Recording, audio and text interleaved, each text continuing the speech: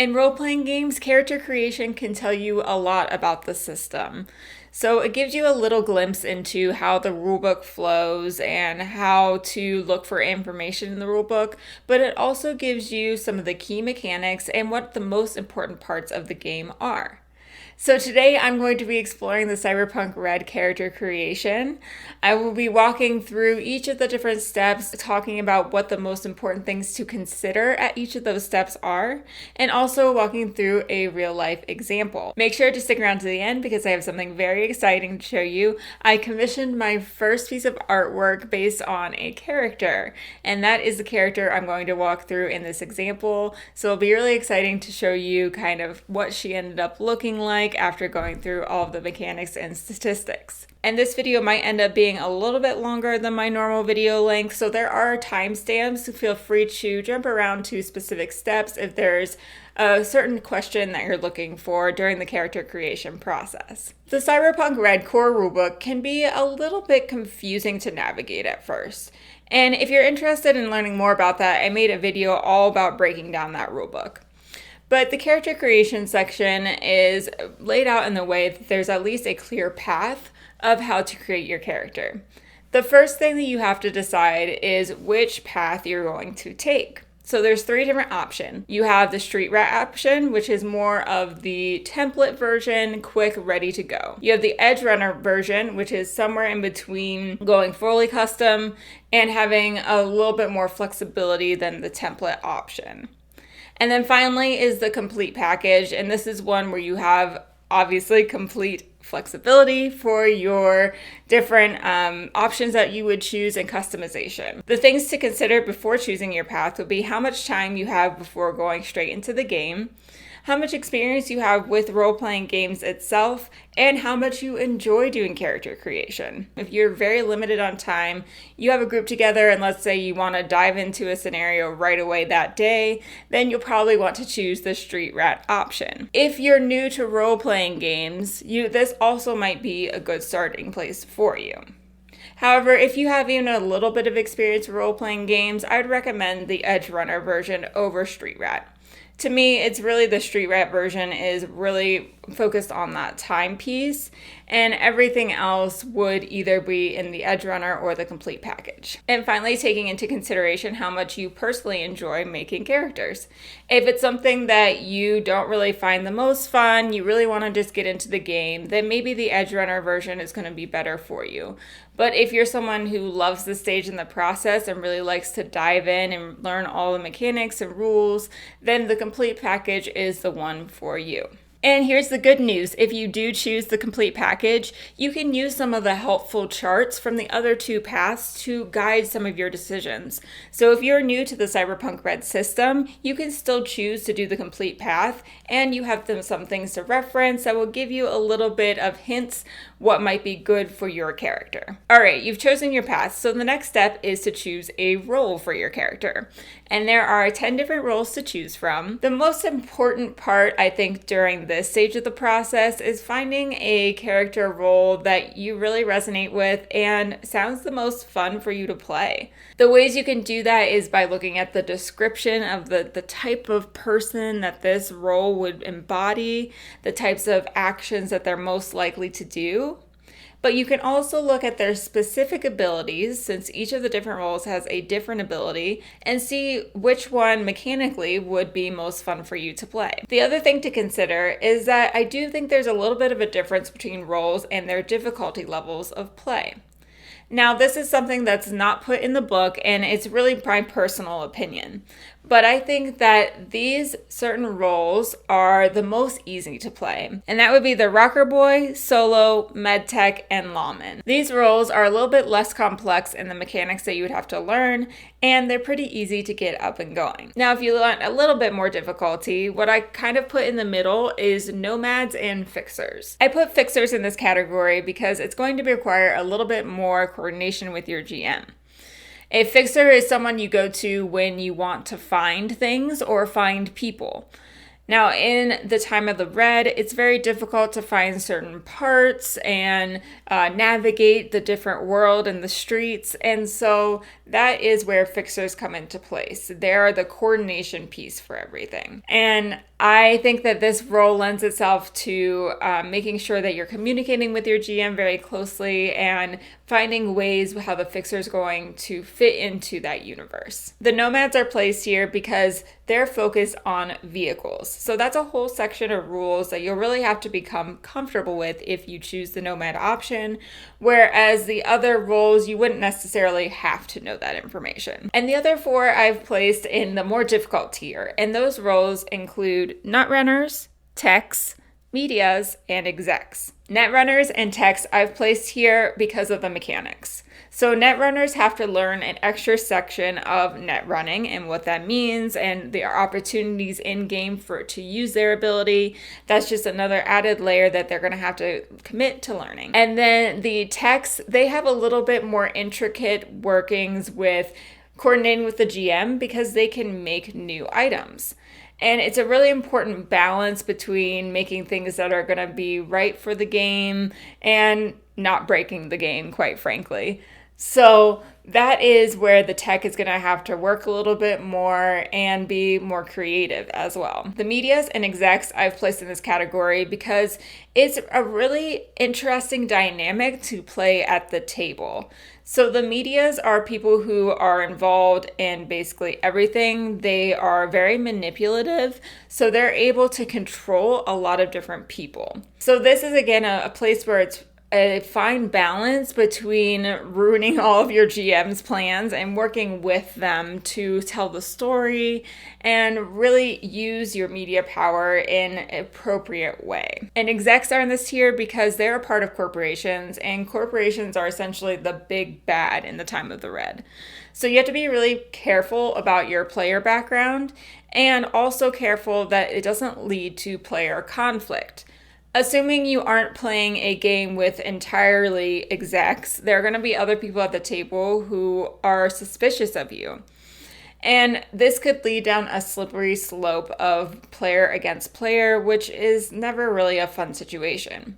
So that's why it takes a little bit of finesse to play this role and is placed in the difficult category. For this example, I've chosen my role as tech. This is one that kind of immediately stood out to me as one that would be a lot of fun to play and try out. I'm going to go to my character sheet and make sure I fill in that I'm tech. My role ability is called Maker, and everyone starts at rank 4 for new characters, so filling that in as well. I'll go then to my specific page for my role, which is page 147 for Maker, and learn a little bit more about this role. I do need to identify where I want to put my expertise. Now in bold here, you'll notice whenever a tech increases their maker rank by 1, they gain 1 rank in 2 different maker specialties. Field expertise seem pretty cool. You basically just add whatever rank you have into these specific tech skills whenever you roll a skill check. Upgrade is exactly what it sounds like. You can improve an item. Fabrication expertise is you being able to make an item. And then the invention expertise is being able to make blueprints and come up with the ideas for different items. So all these seem pretty cool. I've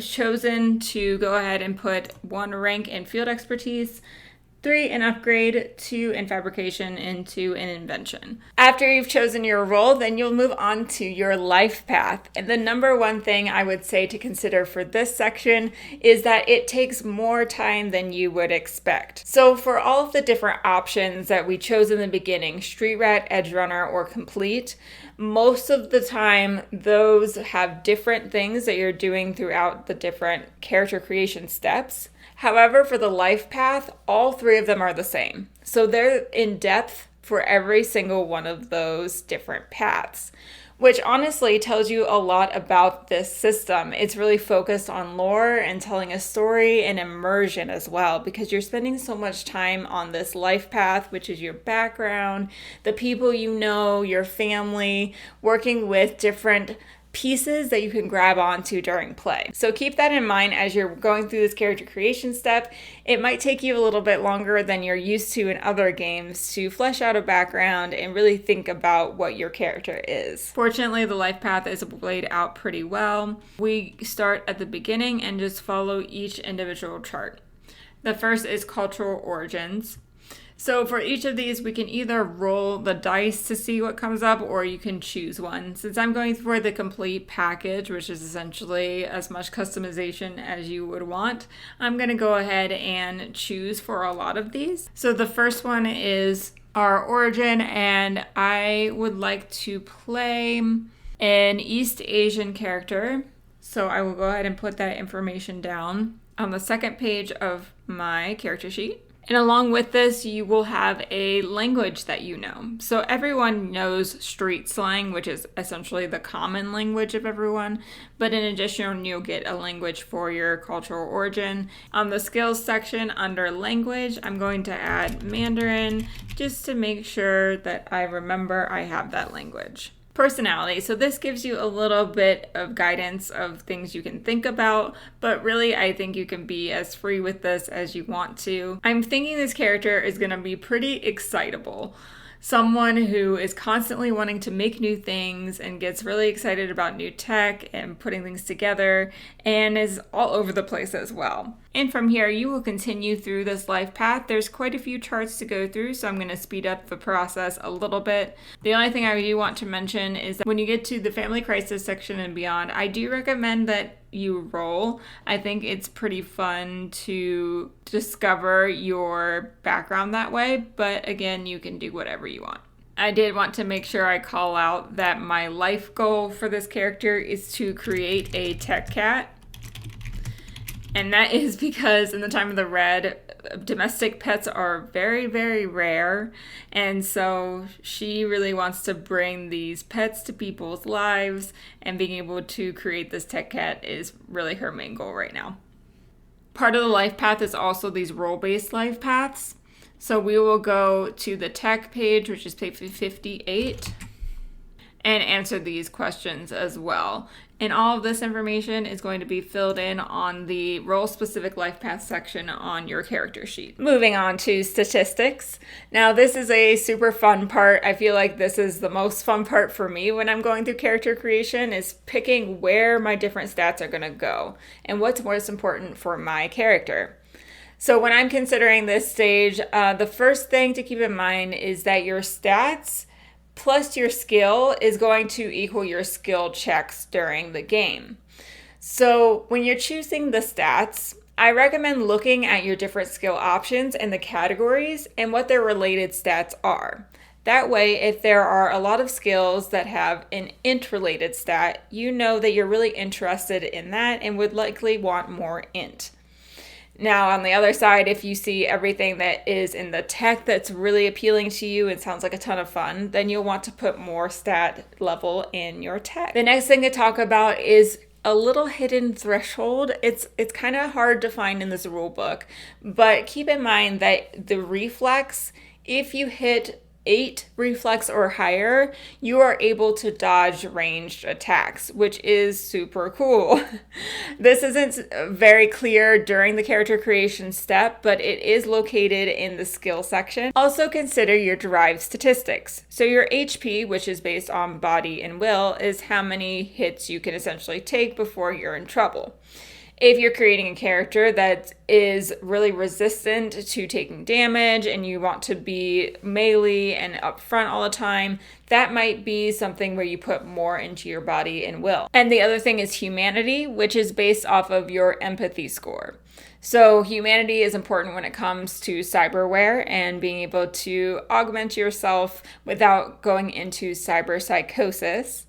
Which, if you're interested about learning more on cyberpsychosis, I have a pretty cool video talking about cyberpsychosis, what it is, kind of the background of it, and how the mechanics work. If that's something you're really interested in and you want a lot of cyberware, then you're going to need quite a bit of empathy in your statistics. We will need to make sure our stats go no lower than 2 and no higher than 8. Starting character is 62 points. So as I'm going through this, I know that looking at my skills, the technique skills are the ones that really appeal to me. So tech's gonna be pretty high. I also really like that threshold that I mentioned about reflex and being able to dodge ranged attacks. Dex seems pretty helpful as well, looking through the different skills and also thinking about the type of character that I want. She's not going to be very buff or be able to take a lot of hits, so I think Dex is going to be helpful. Tech I know I want as the highest as well. The other thing I'm really looking forward to is playing with some of that cyberware. So though it might not be the highest, I do want empathy pretty high. I'm going to start it at 7. Everything else I'm going to put pretty mid. I don't think I'm going to have any dump stat or anything that's really, really low. And next we do our derived statistics. Nothing to think about here, just going through the book and make sure you're calculating them appropriately. The first is hit points, which uses this chart. Now my body and will were both at 5, so I just follow this chart, find a 5 of body and a 5 of will to get to 35 hit points. Along with hit points, you'll also fill in your seriously wounded threshold, which is half of your total hit point. Death save is equal to body. The next derived stat is humanity. This is just equal to your empathy times 10, so 70 in this case. The next part is setting our skills. So when I was first making a character in Cyberpunk Red, I was a little bit overwhelmed of how many skills there are. There are a ton. So the one thing I would really recommend taking into consideration is that you will have a stat number in each of these skills. So even if you don't put a skill level in them, you will have something that you can use to roll. So I say that because I don't think you need to feel pressured to really thin yourself out and put a lot of different skills in a lot of different places, although you can if that's what you're interested in doing. I would just keep in mind that you're always going to have a stat to back you up, so don't feel too pressured to go into everything. And the other thing to consider here are some of the skills will cost double. If they're a very specialized skill, then they're going to be more expensive to put points into, so just make sure you're watching out for those. For the complete package, characters get 86 skill points. And we cannot have a skill that's higher than 6. Make sure to fill in your basic skills first, which is this following list that must have at least a level 2, and that it will come out of your 86 points. And there's a nice reminder here, don't forget that you get 4 levels of the language you get free based on the cultural origin section of your life path. So what I like to do is fill in everything else before I put in my language, so I don't confuse the 86 with the free from your language. I'll go ahead and fill in everything that must have a level 2, and the cool thing is the character sheet, anything that's fully bolded is a basic skill, so those are the things that will have a 2 in it. So 13 are basic skills for a total of 26 of those points since we put it at level 2. So 86 minus those 26 means we have 60 points left to put wherever we want. I'm going to focus my effort first on the tech section, making sure I have quite a bit in basic tech, putting it at the max of 6, and some other cool things I think will be useful like picklock, pickpocket, and weapons tech. The other things I'm putting at 6 are persuasion. So this is only going to cost me 4 points since I already have 2 there, but I'm going to update that to a 6. Feel like it's going to be pretty helpful to have some handgun, so melee as well. And I'm going to bump up my evasion to 6. Stealth sounds like fun. Going to bump that up a little bit, as well as criminology, being able to solve information, piece together what's going on. And I believe that is all my points. So the final reminder, Mandarin Chinese that I chose at the beginning, I'm going to put a 4 there since I get that automatically. And finally, the buy your stuff phase. Now this is also going to take a good amount of time, so make sure that you're factoring in for that. But the other thing here is you're not going to get everything that you want. And that is kind of part of the scarcity mindset in Cyberpunk Red, is when you're going through and there's going to be a lot of cool things you see, make sure you're really particular about what you want to start your character with. And then the part of the game is going and feeling that scarcity and finding money and trying to save up for the next thing that you want, cyberware or the next weapon or something of that capacity. Also, make sure that you save some of your Eurobucks for that ammo, which you will need to buy and track as well. And my biggest tip for this stage is the night market appendix in the back of the book was a ton easier to navigate than the section where they're going through buying the stuff. So if you flip to the back of the book, you can easily scroll through different charts and take a look at what would be most interesting for you in your character. Buying your stuff comes next, and this takes quite a bit of time, so I'm not going to go through the entire process of looking through the information, but remember my tip to go to the appendix, which is going to be on page 340, and you can see all the quick links to the different information there. Before you start spending, make sure you are budgeting appropriately. So you will have 2,550 Eurobucks to spend on any of your weapons, armor, gear, fashion, and cyberware that you want. And then you have a separate pool of 800 Eurobucks to spend specifically on fashion wear. And this is something that if you don't use it, you lose it for character creation. So you might as well just spend the 800 Eurobucks on your fashion and save the 2,550 for all the other stuff you're interested in. Gonna fill in my weapon information over here. It's called light melee, but I'm gonna specify I actually use my screwdriver as a weapon as well. So putting a reminder there for myself and any relevant notes. Popping in really quick to explain what extended is on the heavy pistol. So normally the heavy pistol has a standard magazine of 8. But the extended version allows you to have more than that amount of ammo in your magazine at a time. So the extended, you actually have to go to the clip chart. Standard would be 8, the extended makes it 14. So that's why I'm going to put my ammo here. Reminder that it's a 14 and the type is heavy pistol. Normally the light armor jack on the body has an SP of 11. However, I'm going to upgrade that. So instead of it being 11, I'm going to give it a 12 and make sure that penalty is still 0. I like to put notes if I have anything that's different. So in my notes section, I'm going to say that my light armor jack body was upgraded. And a reminder of what is allowing me to upgrade is my tech ability. So in the upgrade expertise, I was able to increase an item's SP by 1 and it had an SP to begin with. So that is what's allowing me to do my armor from SP 11 to 12. And I made sure to get permission from my GM first as well. So I'm going to go ahead and populate what I would have on my person. I'm putting a page number for the tech bag because there's a lot of stuff in it. So if I ever need to reference what exactly I have access to, then I know exactly where to go to look it up. Included in this section is being able to pick the appropriate housing and your rent. So there's a chart here to pick out what kind of location you want to be living in. For me, I didn't want to go super cheap, but I don't have a ton of money to start, so I'm going to go ahead and go with this cargo container for 1,000 Eurobucks. And don't forget to dive into that cyberware, which is super fun. I immediately latched onto the cyber snake, so absolutely getting that. And make sure that you lower your empathy accordingly. The cyber snake humanity loss is pretty hefty at 14. When you're in character creation, you'll have this preset humanity loss. When you are in the game, if I were to add the cyber snake, then I would roll for it, which is 46. And if you're running out of cash, don't worry, there might be some other options. You could join the military, take up organized crime, or just sell out to a corporation. Fantastic! Now we have a Cyberpunk Red character created, and the final cherry on top is this wonderful art that I had commissioned by Olly. He was a great artist and worked with me to really get an understanding of the personality of Freya,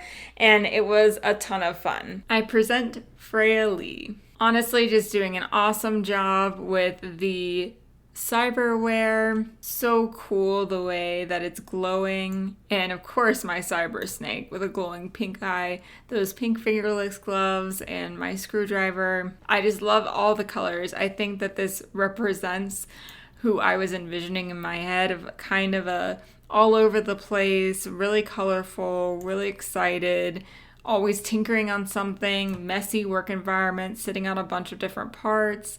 I just think that the art really embodies who Freya was, and it was such a great experience to work with the artist Olly. I'm XP Lovecat, and hopefully that character creation was helpful for you. If you have any additional questions, let me know down in the comments. I would be so appreciative if you could like this video and subscribe so that I can continue making really cool role-playing game content and diving deeper into the Cyberpunk Red universe. Thank you for watching. Bye.